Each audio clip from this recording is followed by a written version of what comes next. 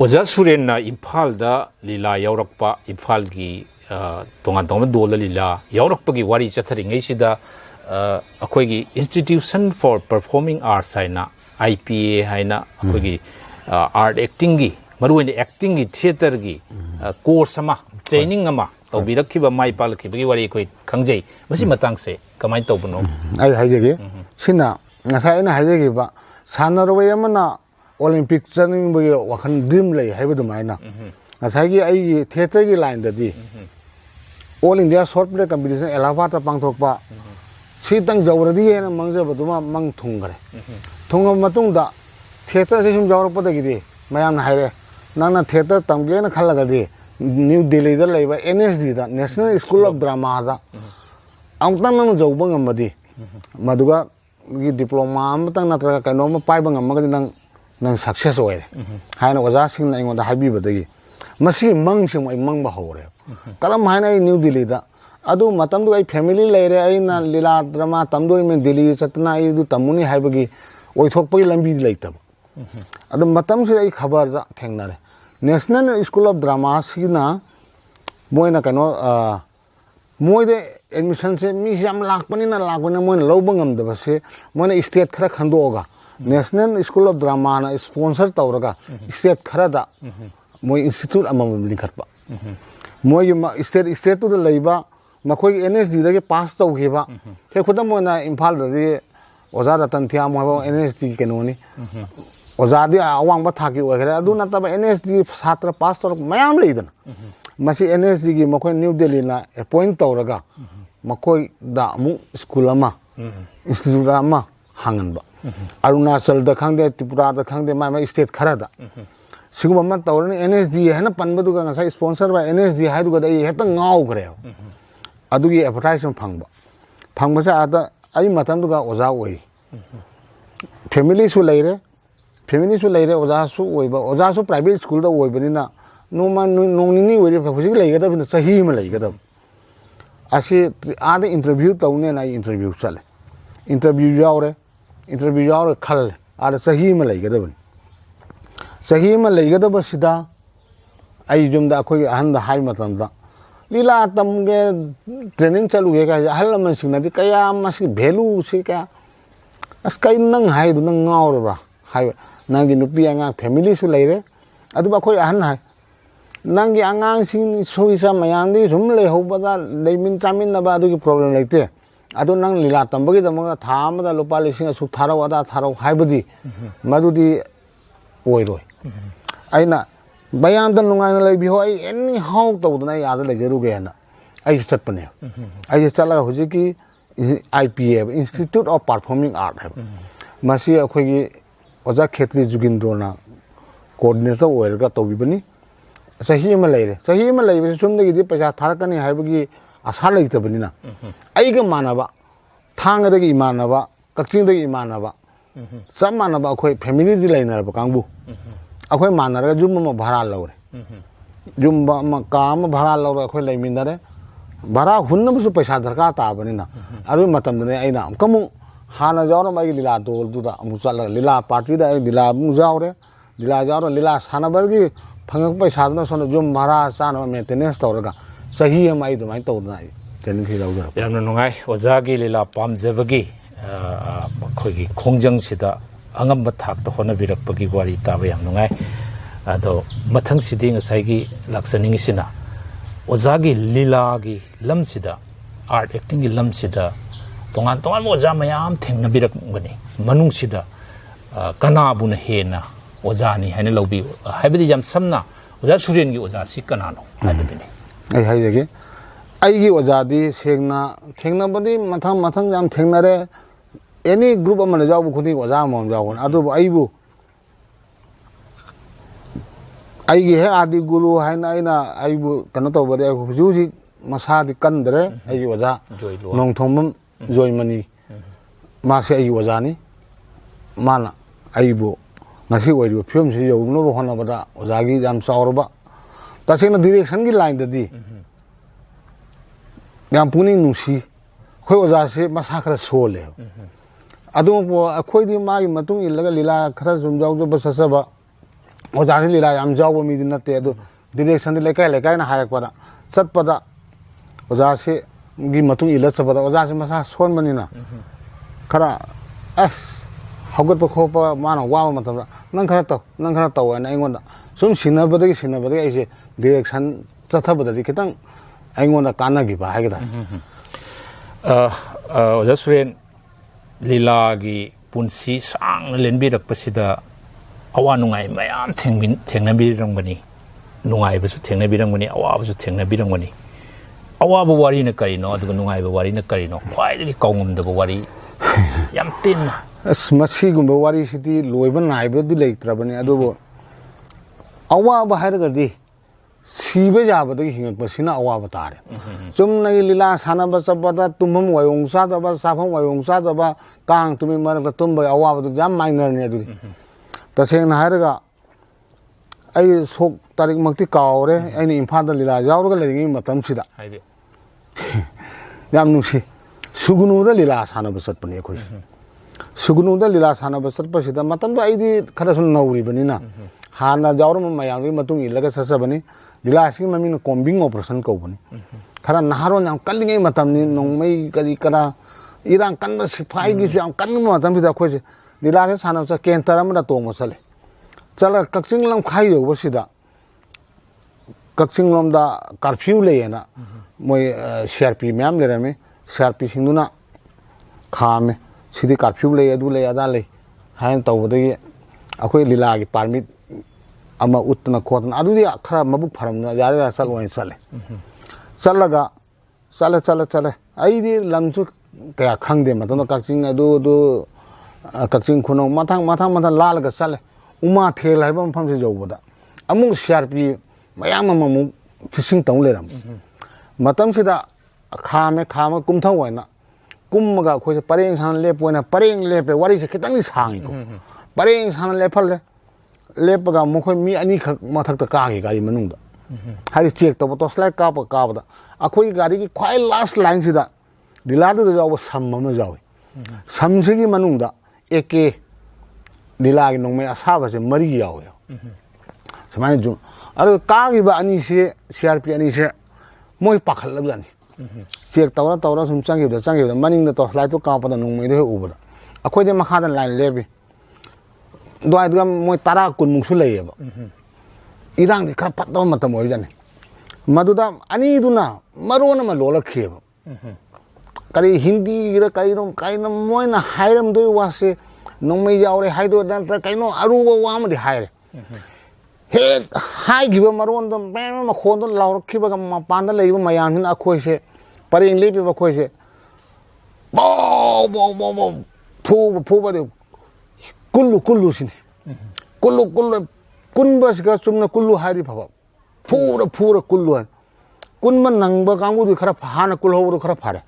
कुल्हौदबा कांगुदु दे कदाइदा फुरिनो खंगद्रबन फूरे फादना फूरे नोय करी ना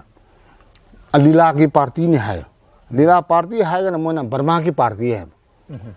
लीला पार्टी है ना बर्मा पार्टी नोय खुलाई से करा सप्लाई तौदेनो सिनी याम कन्ना फूबसे आई सेंगना आई कमायना फुई हाइदेनो अखोय फुना बस हाइबे मीना सिका फुरक तोरे यार खतन लैथो लैसिन जाय अममबगा ओरे परेंग सान लेफलगा कदाइदा कलक्तोइनो कदाइदा थारक्तोइनो हाइसे करिम खंगद्रबने फू पुंसीदा मीना फूबदा अदुमाइना फूब थेंगनद्री बांगफो अखोय तरा मरी मंगा फूरे अर लेट जाओ दि हिप्पु हाइब जाने कुल अर हिप लैबाक सु पकान सु नुंग मसा खोय कोइलास थारमदाइगी अदो हिप्तारे हिप्पगा उफलगा माइसु उपसन बजादे समाना थंगदबा खुदसु समाना थंबा जादे समाना थंगदबा समाना सांग ना खोय परेंग सांग उपगा अखोय ड्राइवर दो गाड़ी थौवाई अखोय उपिदुगा मथक्तुदा आ मोसु जोसु खरा लोन गावे गाड़ी थौवाइदा ड्राइवर न कमाई थौनी सै ngमोय हाय पागल से थाजन दियोदा मया खोदक दति ड्राइवर इनाउ साको ए काउट अदो मया ते अदे मोय मरक्तगे साराई थौगे हायबा म थोरे हाइगद्रा मोय अमना थौवाई मा कखकरे इसोरना सांबिबने गाड़ी से अमनबा गाड़ी से मन सो हांगबम कदी करा कहीं जाओ दबा ड्राइवर से खतना दे वायर समझल खोसल ngam अदो मा होनबदा मा स्टार हौ ngमद्रे ngमदे थोरे मानो जारमदे ngaवबन अखोय निमितो सिरमबसु या सोना कनबिरपनी यामना अखोगी कावबा ngमरोयदबा सिदु द्वाइदा लोइसलमबा याबा अवाबा हायरमनिना अदुगा फुबा जाबा फुरेको खितंग लाइबु फबा मा खरा ईश्वर से आई कालीमाई से गावदे आई कालीमाई मा बेमा पारियं लेपगा नोगी लीडर लाओ है सिदा अखोगी पार्टी दुना कयामु आइंगोदा नंगना लोनली खरा खंगी नंग संगो आयो लीडर ने संगुरे बा फुरे लीडर ने आयो फुबा मु हेले ने आई करी नुंगी लीडर को पामद्रे लाइबक भमा ईश्वर सना ऑफिसर मांग लेपे मागे सिदा कइन ममी रोय हाइबा म जाओ ROY रोय जाओ रोय जाओ बसिदा ए हिंगे ना आई बेंगोली हांगे सर आपने की बेंगोली नहीं हांगोरे अरे मासु बेंगोली मरो ना हांग पदु हराव रबने हां बेंगोली नंग काय देनो न हांगे आई जिरी बामने मा जिरी बाम खंगबनी पावर मा करीमगंज की ने अदोई माना अदोई बानी पावदो फाउना बदगिदी माना मासु ऑफिसर ने खितंग मयाम गईदी अदो माना कनो तौरगा फर इसिंग लौहलुरगा माइ मिगा ताथोलगा अखोय से चलो थादोए थादोगा ngasai khulai se puba kireba khoi duplicate oirasu amu mamang da leiramadi khoi kamai tawni adu hundo ma se nu tawre adu akhoi myam ma amana mu haire hundo ma kari mamang da leiramaga moi pau phauna ra du yaugri bani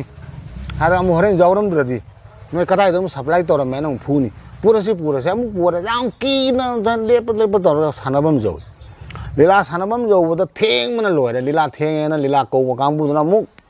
मरो नम अखोय ngang सैबीबदा अखोय वारी ma'am से Leer मतुंगदा खुदक मोय hospital चला अखोय TT काप करी कर makeup काम त तौबा जादरे माइ मी कसे लोइना खुदक त सुम लीला सानरमगा अमु हलकी सिनी अखोय अवाबा पुंसीदा खुदोंग थिबा सिबा जाबा थौदोक हरगदी पुंसीदा कावबंग अमरोयदा थौदोक सिमनी अइगोन अदुगुम थौदोक्तुना लीलागी अपामदि हलनखिबा नते लीलागी अपामदि नोंगमगी हेनगलक्तोरिमी हौजिक लाक्चनिंगसिना तोंगान लीला कया सानबिख्रे जिरीदा बेस तौबा इम्फालदा लीला मयामसिदा हेन पामजखिबा अदुगी लीला मनुंगदा ngang तासुरेना एक तौबदा कैरेक्टर दुगी डायलॉग हाइतर पामजब निंगसिंगबा लेरगदि मतेक मतंग हल्ले होय लीला गी बुदी सानरुबा लीला खुदिमा पामदेदि हाइबा लेते आई इचा मंगा पोकोदा मान हेले हाइबदि लेते अदु हुजि फावदा आई लेतोंदा सुम आइगी वारबा मतमदा निंसंगबा डायलॉग अमता हाइबा तारगदी आइगी लेसाबीदो ममानी हाइबा प्ले दुदा आइना हाइजेखिबा रिता नुपी ओइबिगी पुंसीदि लिगलीगा पांखकनी काइदुई मतमदा मियामना फजै सोनबा करिगुम्बा काइरक्तुना कनागुम्बगी मखों मखुत थिल्लुबा थोगलबदी लिगलीगी फजबा पुनम काउथोंगरगा लाबलबा लुखा कोमदा लंगथोंगनबनी को रिता सी डायलॉग सिमदai मतम चुपदा आइना अखोइनसु याम तोइना ताखिबा हाइतारे डायलॉगसी यामना हौजिकसु मिरोन कयाना साइगी ओजा सुरेनगी लीला सिंगसिंगनबदा हाइब डायलॉगसी सुम निंगसिंगनरपा यावे अदो हौजिक लाक्सनिंगसिना टेंशनलबदा कोई मना मथुम मयाम फंगबिगिबसु अखोइ तुम थेंगनजै इलाहाबाद चटपा अदगी इम्फालदा आई बराक तंपाक की असम की ओइबा तोंगान फेस्टिवल कया दा याउबिखिबदा मना सिगी मतंग सी करी फंगबिगिबा मना मथुम सिदि होय तसेना बेस्ट एक्टर मना दि खरा रामे हाइबदि अतै कनोदि थिएटर गनो ओइना खोगे नेशनल थिएटर न सु पीबी खरे अदो बेस्ट एक्टर गिदि सानजरुबा फेस्टिवल जाउरुबा लीला सिंगदि बेस्ट एक्टर मंगना तो सेकंड बेस्ट एक्टर सी खरा दि होय फोरम न पुथोकपा शॉर्ट प्ले कंपटीशन दा बेस्ट एक्टर अनिरक ताजरे सेकंड बेस्ट एक्टर अमा ताजरे अहुम लग जावर अहुम मना फंजरखरे लीला ड्रामा गी लमसिदा याम सांगना खोंग थांजिन बिरको मतमसिदा इमुंग मनुंगी सपोर्ट सी कमाइन तवी याब्रा इमुंग मनुंग याब्रा यादब्रा सी मतांसी अस मसी मतान याम नुसिबियानी आइगी इमुंग मनुंग दि कदौनी हाइबदि लीला ड्रामा सानबा चटपा आई त नते एनी आर्टिस्ट सिंग सुदुंगारे मरन मसीना पैसा तालागे फैमिली मेंटेन तौबदि नतबनिना पैसा income the lab नते अदुबो expenditure the lila ama drama ama natra any puthokpa haibase paisa changi thangai sena masina grant phangdana government dagi natra the the dagi phangiba organization singdi khar nungai ramba jai ajuba khoi akhoi na hona jabani na sen se puthok sen manghan bata oibagi mong amasu ena urakpa marak marakta family members na jawi adubu ai thawai jawjaba dagi mayamna sak khangbiba mayamna pibirakpa award sing natra mayamna pibirakpa ingonda thagar wahi kaya taruraga mosi imungi family members sing oibani na moi de tamna masidi jamna lem daba natra achop aringe thabak na te na khangak podegi yam phajana family support tawbi senaraga ai chanipa huji kadai noma any hoya lila ama drama ama tawdore natra tawre natra kumai ama tawdore haibada ai huji isana itomda satpangam dragasu moina pubidana ai mafam da lila drama jengba kariu matamda world theater district library tawgiba amadi kenoda Gandhi Bhavan daga tawibada ai laksagi badu ai isa sing ai family na pubidi bani sumaina pudna ai se kari nungai ai awaba se kok na bagi damangta yam phajana family support ai phangjai taseng na hairaga hoi ahan bidadi ahan bai badi nauringe da sen thum chading henba amadi jumgi thaba inkhang da koina mapang jengsan bangam da badu matang da akhoi se ताना जबनी है ना खजिती खलम बजानी अदुबो हुजिती अदुगी problem करीम तो लाइत्रे थांगई सेन हारगा आई family की support फंगम द्रगदी आइना ngasi आइना चसरिबा चस सेंजे सोंगरी मयाम से ओरम दब सुजाई याम फजना फैमिली सपोर्ट फंगजई फैमिली सपोर्ट मांगलम चत तौरम द्रगसु कोना तौरई मसी यामना लेम्बा थबक अमनी यामना चोपप थबक म नते हाबजी खंगक पदुनी याम नुंगाई अदुबो अखोगी हुजिक मक्ति पामजरंबा लीला फंबाक थोक्तना एक तौबा लाव खोंबदुमक्ति अखोगी सही याम सलकपा खंगदे इसागी फनफिबम नुंगाइतबननि खंगदे मदुमक फंगदबा तंजा दुमनि अदुना हौजिकसी करम हाइना मतमसी ओजा लेनबिरिबगे हाइबसे एंत थबियो स्मसिद यामना पुनि नुंसिबो वानी तसेना हारगा आइना स्ट्रोक तौबदगी पैरालाइज ओइना लेबदगी दई इस्टोमता चटपा खोटपा नत्रगा लीला प्रोडक्शन नत्रगा अते इसाना एक्टिंग तौबा ngamdragasu thamoidade madugi wakhando leibani na kadaida any lila ama tamdore natraga tawdore ha pau targa de ingonda haipetang kano toraga dai handak da so recently akoi Lakhipur da bangthokhiba bitigenda gi drama ama sanani na tawbodo ai isa chatna reaction manungda ai khara sum yengjarami aina akhangba suggestion khara tawjarami loina na jumda leiba matamdana thabai khang suba ngamdrabani na aing achikpada phammaga haukhiba aina lila sanajakhiba aina chakhiba lamma pham thengnarakhiba awaba nungaiba